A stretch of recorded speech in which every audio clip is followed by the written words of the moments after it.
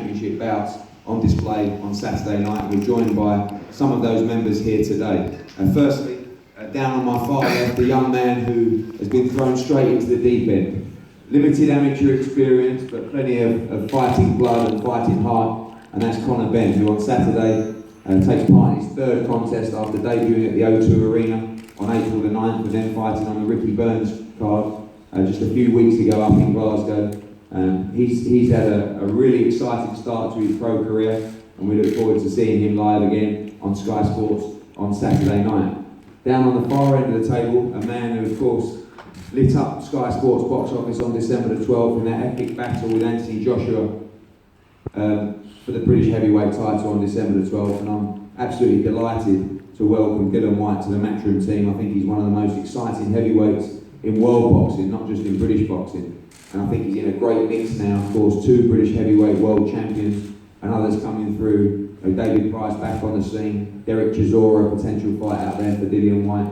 And he takes on Ivica Bakuri on Saturday night, who saw go 10 rounds recently with Tony Bellew, who went 12 rounds with Michael Wallach, a top heavyweight prospect for the WBO European. 12 rounds as well with Francesco Pianetta from Italy. So this is a fight we expect to give Dillian rounds, coming off the back of his recent shoulder operation following the Anthony Joshua fight. From Team Doran, we have a great fight here for the British middleweight title, and Chris Eubank Jr.'s first defence of his crown that he won in such great fashion against Nick Blackwell earlier this year.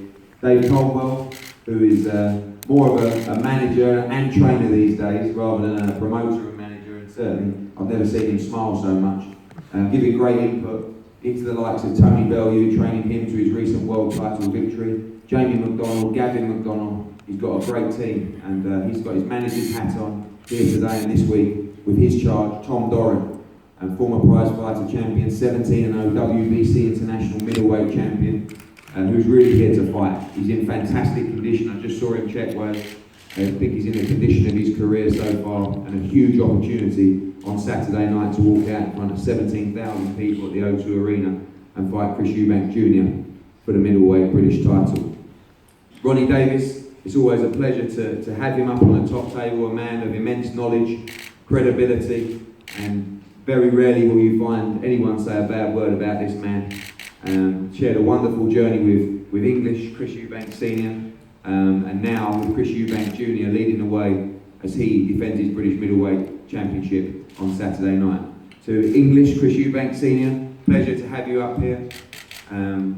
We've discussed many routes, many options beyond this fight, but of course Saturday night is the first defence of that title that I know is very dear to your heart and to Junior's heart, and of course Chris Eubank Jr, the current British middleweight champion, who makes that first defence on Saturday night. A young man who I think has quickly become one of the big stars in world boxing, and although many are talking about the future, I know that the way that he dedicates into the sport, he's left no stone unturned in preparation for the first defence of his title.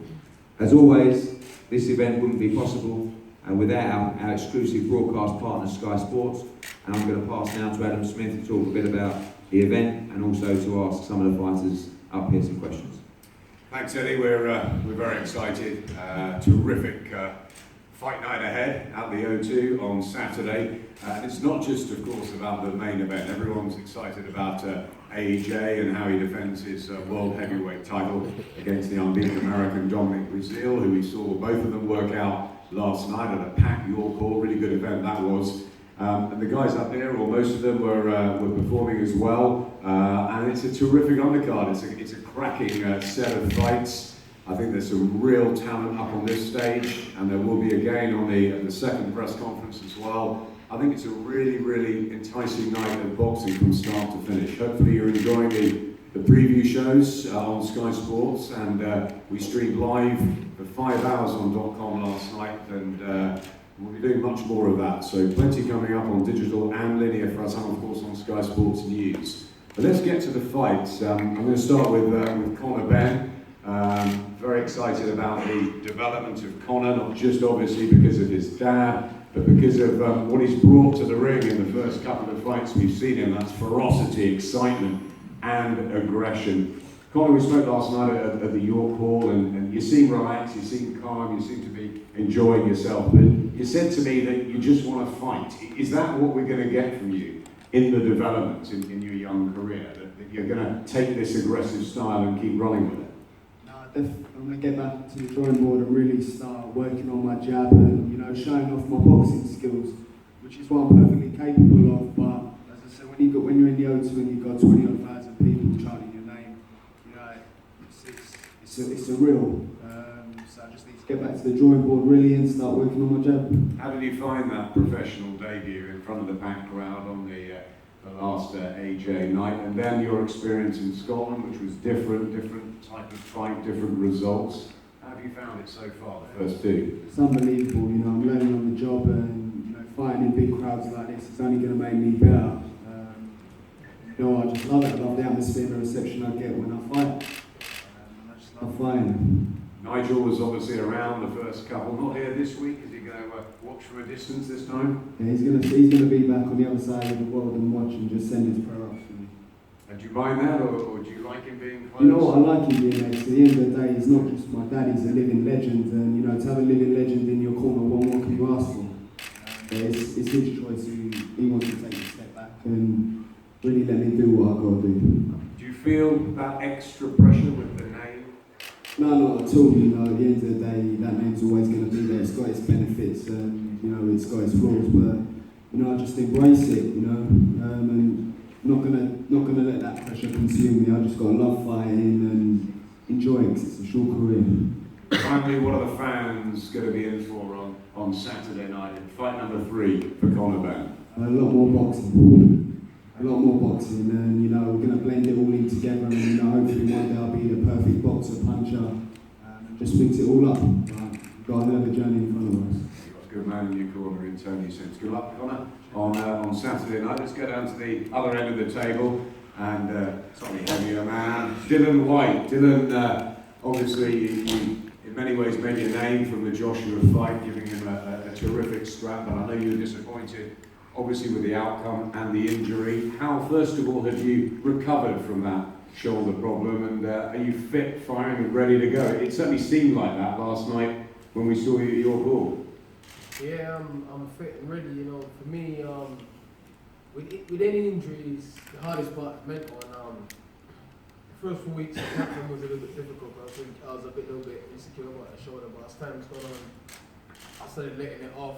I started hitting real hard with it, and as you can see last night, I was letting the left foot score pretty hard and strong. So I recovered good, and I'm weary and ready to go.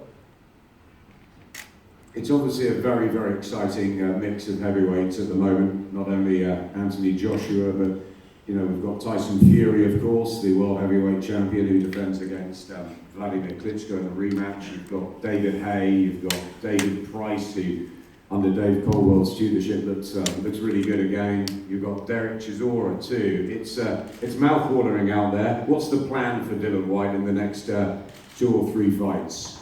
The plan for me is getting rid of this fella and knock him out hopefully, and fighting in Leeds and in a couple of weeks time after. And originally the plan was to fight Dave Ellen for the British title, but the board I think got a bit worried that I was going to hurt him pretty bad, so they objected the fight, which I don't know why. They suggested Sam Saxon, but Dave Allen is highly ranked in the world as well as in Britain than Sam Saxon, so I don't know why they objected the fight. So I don't know what Eddie's got planned for me. Maybe another title, maybe Commonwealth or European or whatever. I don't know what Eddie's got. So the next 2 fights is Saturday, July 30th in Leeds, and then whatever Eddie says. And hopefully Chisora agreed to fight me in December, because I really want to fight Derek Chisora. Yeah, no love lost again with Derek Chisora, it seemed, at the press conference the other day. The problem is, when I first got into boxing, he sparred Derek. That's he was one of the first people I sparred, and me and him's always had this thing, because he was a seasoned pro and I was beating him up then, and I never had no experience, so he's always got this thing for me. I don't know what his problem is, So, I want to get on him in the ring and put him a stop to his career, because I think he's tired of him stinking venues out, to be honest. You were with Jonathan Banks. You've made a big move to Mark Tibbs, excellent young trainer. How has that gelling, and obviously in the sort of coming months, you've got Jimmy Tibbs there as well, a lot of experience too. Why make that move, and how's it going to benefit you? I made the move because I believe in the next 2, 3, 4 fights I'll be fighting the same level of opponent Vladimir is fighting, and I can't be second best to no one at the elite level. And that's partly one of the problems I had in the last camp. I had to follow Vladimir around, go where Vladimir is doing, train after Vladimir, train before Vladimir. You know what I mean? And Mark's a good trainer. He's very ambitious and very driven, and he's hungry as well. He's also a good fighter. Very passionate. So I was speaking to him for a while, and I thought, you know what? This is exactly what I need. Somebody who's going to give me that time and stuff like that, because I know to fight. I can box. I fight anyone. I just need to work on little things, tweak little things, and somebody just going to, you know, sit down, talk to me, give me some good instructions, and put me through my paces. And Mark does that, so he's perfect for me at the minute. What are we going to see Saturday night on Anthony Joshua's undercard, and is it the fact that you want to get back in the ring with Anthony Joshua that's driving you on the most? No, that's certainly driving me the most. I definitely want to fight him again because I'm not a loser. Definitely want to fight him again and beat him. The score 1-1 or whatever. But for me, what drives me on is to be a world champion, which I still believe I will be, and to provide for my children. That's it. You know what I mean? The Joshua thing doesn't drive me on top, but I definitely want to hurt him and fight him again. 100%. Just want to bring Eddie in quickly. Obviously, you've just signed up Dillian Whyte. It was an ironic move, really, after what happened in the build-up to December. What are your plans for him in this mouth-watering domestic and world heavyweight mix? Well, nice and busy, I think is important. He'll fight on Saturday night in an 8-round fight, and he'll box in Leeds on July the 30th for a title. Looks like hopefully we'll be able to confirm that fight to announce following Saturday's win. And then we want to move on and fight for the British title. He was mandated to fight Hughie Fury for the British title. Hughie Fury pulled out about a day later. And then we requested to the board that Dillian Whyte would fight Dave Allen. They've made Dave Allen against Sam Sexton for a final eliminator. So I can't see how they don't feel that Dave Allen is ready to change for the British title. We've requested again that the board make that fight, because I think they have to show a little bit of commercial nous and get these belts active. The British Heavyweight Championship is one of the most prestigious domestic titles in boxing, and they have to just show some common sense and allow, in my opinion, the Dave Allen fight. If not, you know, maybe we look to the Sam Sexton fight, but the Allen fight is one that's making some noise, and I think if everyone's sensible, we can look to that fight in September. Anthony Joshua is a world champion. Can Dillian Whyte be? For sure. I mean, look, you know how highly we rate Anthony Joshua, and you know, my bum's still going from that second with Dillian Whyte. So I think, you know, he's a very exciting fighter. People love to see him fight. People love to hear him talk, and people want to see that fight again. So, you know, the route is not necessarily the Anthony Joshua rematch. We know that that's there in 2017. But like Dillian says, carve out the domestic titles and go on and challenge for world honours. Funny boxing, isn't it? Strange old sport. Good luck, Dylan, on Saturday night. Let's bring Dave Caldwell in, part of Team Doran, of course, in a fascinating British middleweight title fight. Dave, first of all, congratulations on recent success. I'm not sure whether you have come down to earth yet after what happened at Goodison Park. Well done for that. I think it's a tremendous achievement with Tony Berry. Let's talk Tom Doran. He's obviously unbeaten, former prize-fighter champion, can punch, was in one of the fights of recent times against Luke Keeler. How confident are you of going in and causing what would be a big upset? Well, very confident.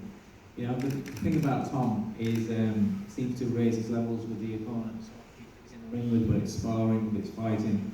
And this is a fight that himself and his training team have asked for me to make.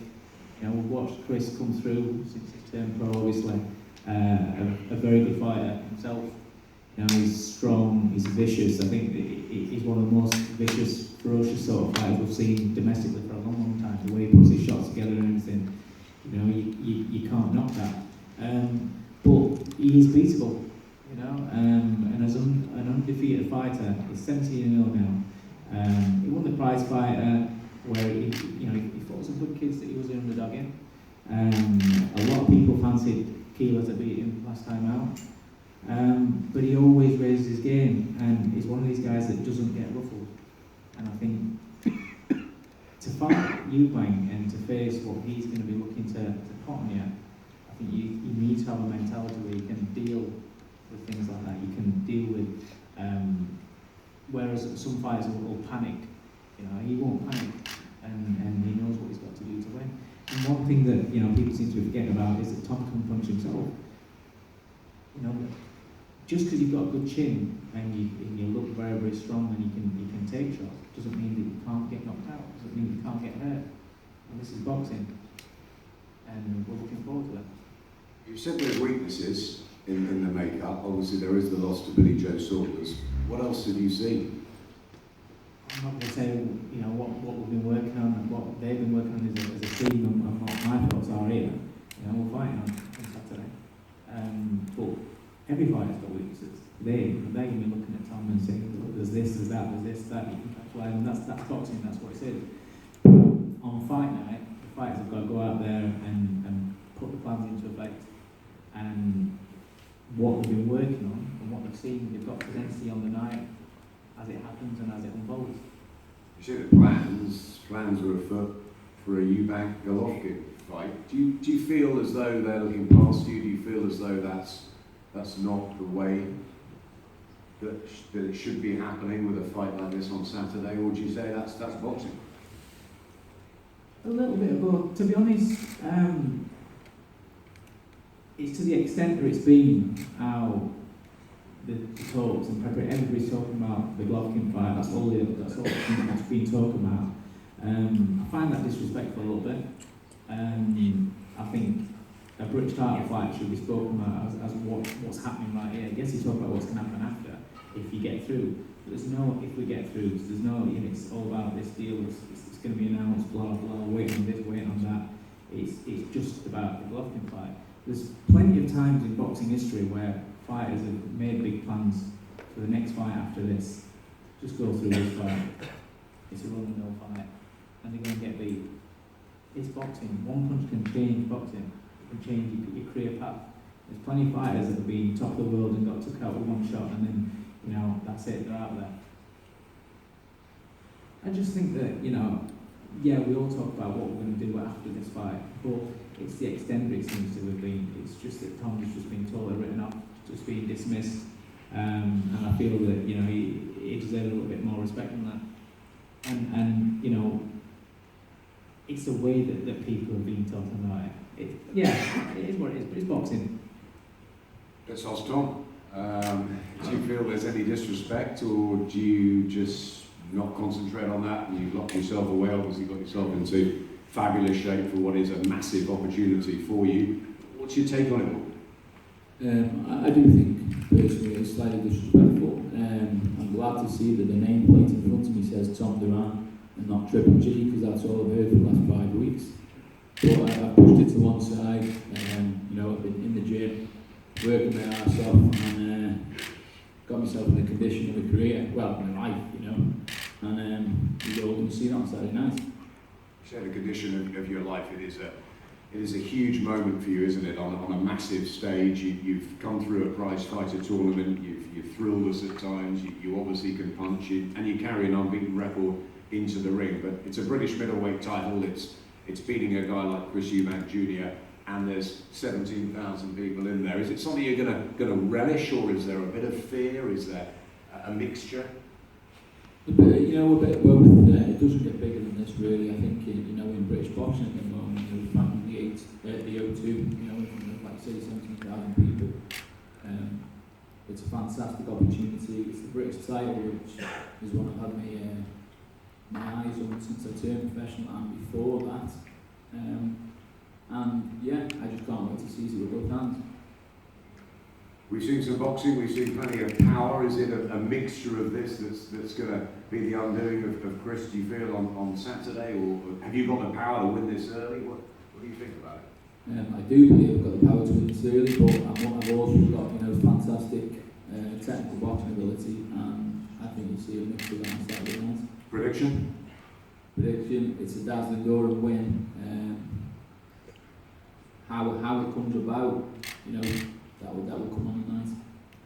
let's move down to Team Eubank. I'm going to start with Ronnie Davis, who's been obviously around senior and junior for so long, and I know how excited, Ronnie, you are about this time now for Chris Eubank Jr. The fact that you think that he's ready for not just the British title, but to go on and become a world champion. What have you seen in him that's made you that convinced, Ronnie?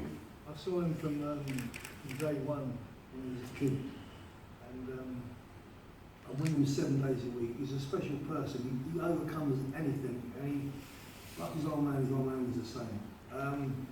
He's a special fighter. He's very dangerous. He's very vicious. He can be in a situation where you think, how are you going to get out of that? And he does things in the gym that I've never seen before. I know it sounds stupid, it's just I'm right. And he's all I can say is he's a very special talent. And no disrespect to Tom, his trainer, and Dave Caldwell. We don't overlook things. He's been professional for that. We respect the kid. He's got a good record. He's a big puncher. Best of luck to the kid. He's going to get beat. But that's boxing. We wish you all the best. And no best man wish. So you've totally focused on Totally focused. He's 100%. Never seen him look so good. I'm not saying that every time, but he is. He's brilliant. And we're not looking too far ahead as regards that. We know what's in front of us. Got to overcome the hurdle first, which is the Do you think he's getting better and better? Yes, without a doubt. It's the 7 days a week. No one knows him more than me. And I see a lot of special things in him which I've never seen in other fighters. I've had a lot of good champions, and especially this one, obviously. But stand on me, you'll see Saturday night. He's unbelievable, I think. That's my honest opinion. Chris Senior, let's bring you in. Good to see you. The York Hall last night up here, obviously. How excited are you about not just Saturday night, but the weeks that go beyond Saturday night, and all the talk of the possibility of Gennady Golovkin and the fact that your son could be in some massive nights in the coming months? Months, years as well.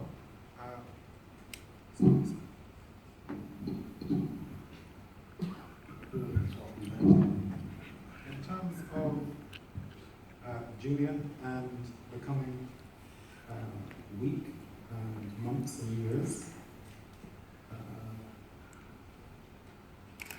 look, I had my career. These 19 World Championship wins I had to be a particular person to achieve that.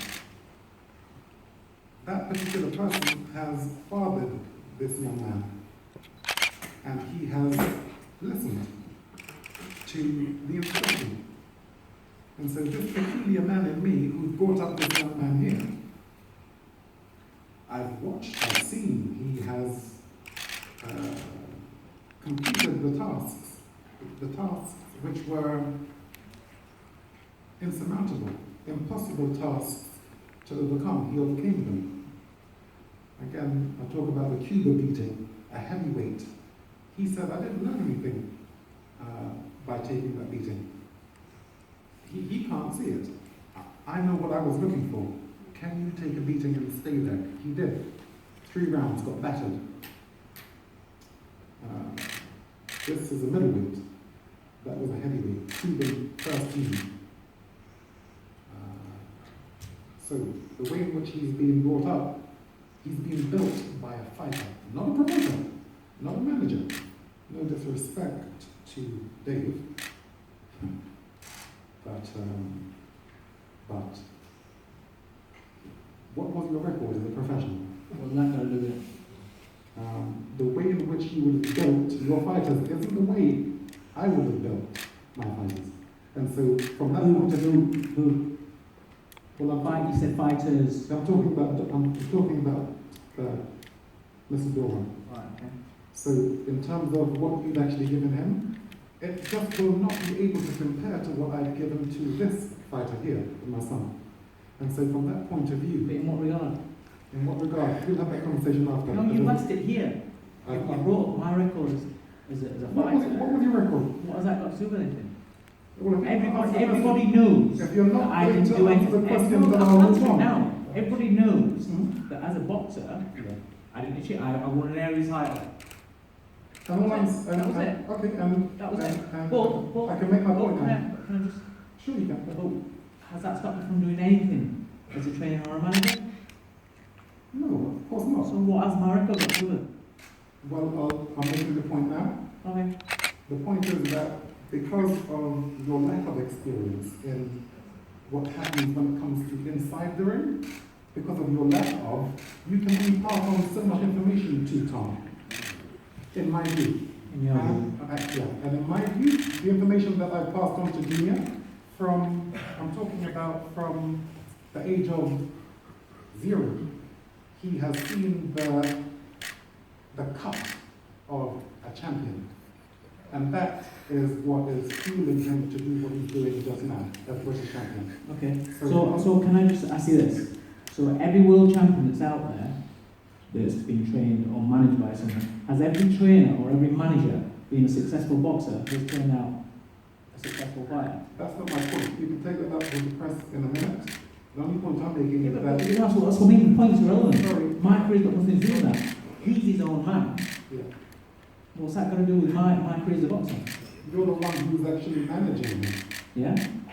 Okay, and I'm just saying your experience compared to my experience puts him at a disadvantage. Wouldn't you? My experience as a manager. Yeah. Wouldn't you? Do you know what I've done as a manager? Do you know what I've done as a trainer? I'm having a press conference with the media. I've actually made my point. Yeah, but again, you're just such a disrespectful man. There's no reason for that. I haven't been disrespectful to you. What? No, Jibber jabber I'm about stuff that's not even relevant. I'm talking about the comparison in terms of the fighters that we are representing. And what I've given to my fighter as opposed to what we've given to yours. What did you do with yours? Go on and move on. What did you give to him when Billy Joe Saunders beat him? I'll move on. Thought so. And I'll also come back to the Billy Joe Saunders fight, which has made him much more dangerous. He's not giving away fights anymore. So the point, Tom, in that he gave away 6 rounds to Billy Joe Saunders, he's not doing that anymore. And because he's not doing that anymore, I don't even have to look at Billy Joe Saunders as a fighter. We're going to the top, because if he follows instruction as he will now do, he wipes out everyone. And, okay, so now I'm a little bit heated because of What? I'll tell you this. You wouldn't want to come out in the first place. I'll tell you this. Chris, you big words to battle people. You'd be quiet, I'll go on to say this. That because I'm now a little bit edgy, I'll tell you this. Wow, I made Chris Eubank Jr. There is in boxing, certainly in the United Kingdom, do not talk to me about other fighters. And again, remember, you're talking to a guy who's got the 19 World Championship wins. Yeah. So, yes, for those of you who say I'm deluded, I would have to have been deluded to achieve what I've achieved. Ordinary behavior couldn't have got me what I have.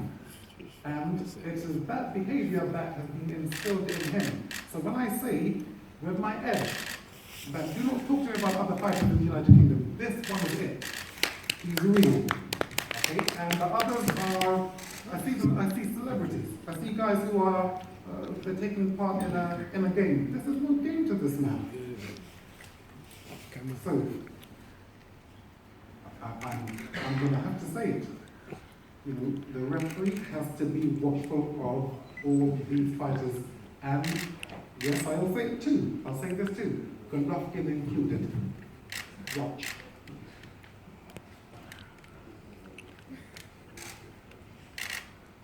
I want to say something to Nigel, Mr. Bell, about Conor. See, Conor may actually turn out to be a good fighter one day. We don't know it yet. But it's not the boxing of which I'm concerned with. I'm concerned with the ordinary life. The people. Who are your friends? Who are you moving about with? His father should be there to watch that. Now, he famously said that he got introduced to particular substances. This took him off track and maybe made him the fighter that he became. Maybe he could have been a better fighter if he wasn't involved with those mates who introduced him to that ordinary life. Your father... Who are you to talk about my life? Who are you to talk about my life? Who are you to talk about my personal life? in front of all these cameras. Who are you? I find that extremely disrespectful. No, it's not. That is very disrespectful. It's none of your business. You want to talk about my dad, talk about him. Don't talk about me and come with all that. Tell about my life. I would like Don't talk about my life in front of these cameras. That's my personal life. I don't know about your life. You want to talk about my boxing? I don't know Fair about enough. Don't talk about my personal Okay. life. Okay. I talk about my boxing. That's Okay. it. Okay. And my personal life. Okay. His boxing life will be better protected if his father is involved with him. Because his father will protect him against the things which happen to him.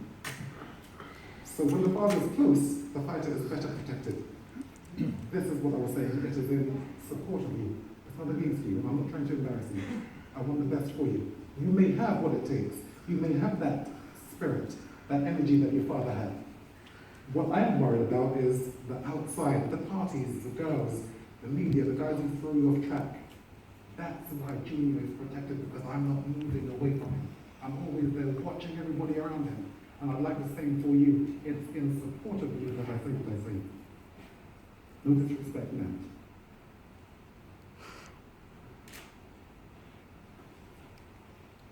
Back to the fight.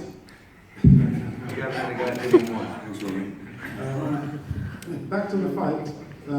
We do not, and we will never overestimate or underestimate anyone. And Junior has been doing the work. He hasn't been training for 4 weeks or 6 weeks. He's been training for 10 years. We don't take breaks. This is what happens when you have a father like me. My objective, the prerequisite of a father is to protect his son. So I've asked him to be relentless, and he has complied. And that, Tom, is what you're dealing with. David, it was an absolute pleasure. Ladies and gentlemen, thank you so much. Chris Jr, the fight. Tom Doran, Saturday night, you defend your British middleweight title. I know what it means to you to have that Lonsdale belt. How important is it for you to retain it, and to retain it in style on this sort of a stage? This is the thing, I'm gunning for the main guy right now, so I have to put in performances. I have to not only win, but win in fashions that earn me the right to challenge the best in the world. I'm not the type of fighter to go in there and kind of just do what's needed to be done. I go in there and I put on the show and I let them finish these guys because I'm here to make statements. This is what I'm about. I'm just that type of fighter. I go out there and I put everything on the line. And Saturday will be no different. You talk about the main man, the big man, obviously Gennady Golovkin, and a lot of talk about that coming out in recent days and weeks. Do you understand the Doran camp feeling that's disrespectful when you've got an unbeaten guy in front of you on Saturday? There's no disrespect, man. This is boxing.